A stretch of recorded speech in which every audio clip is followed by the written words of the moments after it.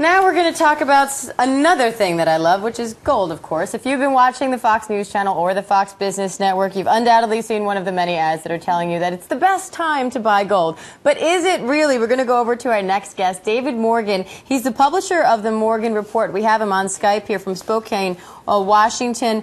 And Dave, you know, some people say precious metals have peaked and that the time to invest in them is over. What do you say about that?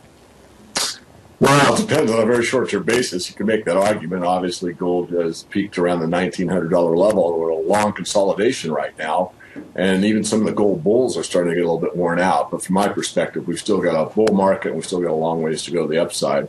The problem is predicting when is that going to take place, when are we going to take out the old highs. Well, and how do people do that? How do they try to, anyway? Well, basically, you look at cycles and you look at past history. The most recent past history is the best way to do it. We've had several consolidations in this bull market. There's nothing unusual about this one. My forecast is to see silver around the $40 level or higher and gold over the $1,900 level by the latter part of the year. I'm looking for over 2,000 gold, probably about the $2,300 level. Silver well over 40. I said 60 early in the year. I'm not sure we'll get quite that high.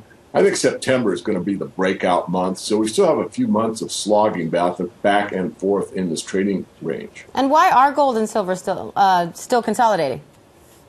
I'm sorry? You talked about there's not enough interest in gold and silver. Why do you think that there's sort of, how do you relate the uncertainty there in terms of inflation and what direction they're going in? We're seeing them pretty volatile right now. Exactly. Well, there's counter-trailing forces. There's the inflation debate and there's the deflation debate. You've got all this going on in the Eurozone still and a lot of uncertainty. Because of that, the metals are reflecting that uncertainty, so they're making this big trading range. And until it's well-defined, actually both the metals perform fairly well in either case, but that isn't what the market's showing us right now. People are concerned, and people that want to buy are waiting for lower prices. The people that are already in are really not inclined to buy more. So again, you're just going to see this wallowing back and forth. The metals have a seasonality that's very predictable. They're very weak or weakest during the summer months, particularly August. Will that hold true again this year or not? I'm thinking it will. And I wonder, you know, copper is used in a lot of things, particularly wiring, which seems like it's growing forever. How come no one ever talks about copper? Well, they should, because you're right.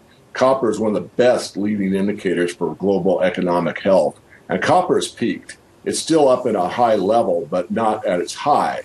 And that indicates to me that there is a global slowdown, and I don't think we can do much about that. A lot of money printing has been done throughout the Western world and the Eurozone, but it really hasn't helped make the economy stronger in either case. All right. David Morgan, publisher of the Morgan Report. Thanks a lot, David, for joining us.